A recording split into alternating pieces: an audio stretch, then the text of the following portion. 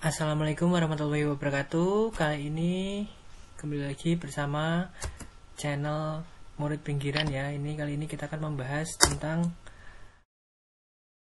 esensi kurikulum IPS SD 2006 kelas tinggi, kelas 5 dan 6 oleh Lina Mariana dan Puji Arohmah. Ini ada bagan modul 3 esensi kurikulum IPS SD 2006 kelas 5 dan 6. Ada 3 KB. KB yang pertama peristiwa, fakta, konsep, generalisasi ilmu-ilmu sosial dan kurikulum SD 2006 kelas tinggi. KB 2 nilai dan sikap keterampilan intelektual atau kemampuan analisis personal dan sosial dalam kurikulum IPS SD 2006 kelas tinggi. Yang kelompok belajar 3, contoh keterkaitan antara peristiwa, fakta, konsep, generalisasi, nilai, sikap, dan keterampilan intelektual atau kemampuan analisis personal, sosial, dan dalam konteks pendidikan IPS SD kelas tinggi. Kemudian ini ada apa ini? Oke, KB 1. Ada bagian lagi paling atas peristiwa, fakta, konsep, generalisasi ilmu sosial dalam kurikulum SD 2006 kelas tinggi. Ada 4 ya, dibagi 4. Ini tadi ya. Peristiwa, fakta, konsep, generalisasi. Yang peristiwa ada pengertian dan contoh. Fakta, kemudian ada konsep, pengertian sifat, cara pengajaran konsep dalam memahami makna konotatif, tahap perkembangan klasifikasi anak. Kemudian generalisasi, pengertian generalisasi dalam sejarah, perbandingan generalisasi dengan konsep, jenis generalisasi yang diperlukan dalam kajian sejarah dalam IPS. Kemudian next, konsep diciptakan manusia untuk memenuhi keperluan-keperluan dalam hidup dalam menyampaikan apa yang dipikirkan. Sifat konsep: 1. Abstrak, gambaran mental. 2. Kumpulan dari benda-benda yang dimiliki karakteristik atau kualitas secara umum. 3. Personal, antara satu orang dengan yang lain berbeda. 4. Dipelajari melalui pengalaman, melalui belajar. 5. Bukan arti kata seperti pada kamus. Oke, konsep itu. Kemudian pengajaran konsep di sekolah sesungguhnya dalam rangka memahami makna konotatif. Maka pengajaran konsep harus 1. Diberikan dalam sebuah konteks. 2. Dengan bimbingan guru, siswa diberi kesempatan untuk sampai kepada pengertiannya sendiri. 3. Siswa harus membaca sendiri, mendengarkan penjelasan, dan segera menuliskan makna konsep setelah diperkenalkan. Kemudian ada tahap kemampuan mengklasifikasi anak-anak SD sebagai berikut. 1. Berdasarkan pengalaman langsung. 2. Memecah grup ke dalam subgrupnya walaupun masih dalam keadaan belum jelas. 3. Melakukan klasifikasi. 4. Tahap asimilasi ketika siswa akan menangkap makna suatu konsep jika di dalam dirinya sudah ada mental map sehingga suatu konsep dapat ditangkap maknanya. Tahap asimilasi siswa tidaklah sama. Oke. 5. Tahap akomodasi ketika siswa menghadapi suatu konsep sementara pada dirinya belum ada mental map sehingga pada dirinya tidak ada penghubung untuk menyangkutkan konsep baru tersebut. Tugas guru memberikan informasi dengan jelas dan mengkaitkannya dengan pengalaman masa lampaunya sehingga dapat mengakomodasi konsep baru tersebut. Kemudian ini ada pengertian generalisasi dalam sejarah berbeda dengan generalisasi dalam disiplin ilmu sosial. Peristiwa sejarah tidak dapat terulang lagi. Ein mahlik, bahasa Belanda mungkin ya.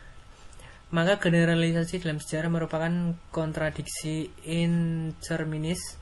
Hal-hal yang dapat berulang dalam sejarah adalah berkaitan dengan pola perilaku manusia yang berorientasi maksudnya nilai dalam sistem sosial, kebutuhan ekonomi, kecenderungan psikologis. Jerome Timek dalam Roh Yatim mengungkapkan 4 jenis generalisasi yang diperlukan dalam kajian sejarah IPS, yaitu deskripsi. Contoh, pada umumnya pusat-pusat kerajaan terletak di pinggir sungai. Sebab akibat. Contoh, di dalam revolusi, apabila golongan ekstrem berhasil merebut kekuasaan, maka akan berlangsung pemerintahan teror. 3 acuan nilai. Contoh, raja adil yang disembah, raja lalim, raja disanggah. 4 prinsip universal. Contohnya, kapasitas sebuah bangsa untuk memodelisasikan. Contoh, kapasitas sebuah bangsa untuk memodelisasikan diri tergantung pada potensi sumber daya alamnya, kualitas manusianya, dan orientasi nilai para pelaku sejarahnya. Apa ini memodelisasikan? Nggak tahu ya, tanya saja sama yang buat PPT. Kemudian ini ada perbandingan generalisasi dengan konsep. Oke, ada kolom-kolom di sini. Generalisasi, prinsip atau aturan yang dinyatakan dalam kalimat sempurna. Kalau konsep bukan prinsip dan dinyatakan tidak di dalam kalimat yang sempurna. Yang kedua, generalisasi memiliki dalil, kalau konsep tidak memiliki dalil. Yang ketiga, kalau generalisasi objektif dan impersonal, kalau konsep subjektif dan personal. Kemudian yang keempat, generalisasi aplikasi universal, kalau konsep terbatas pada orang tertentu. Kelompok belajar 2, nilai dan sikap, keterampilan intelektual atau kemampuan analisa personal sosial dalam kurikulum IPS SD kelas tinggi.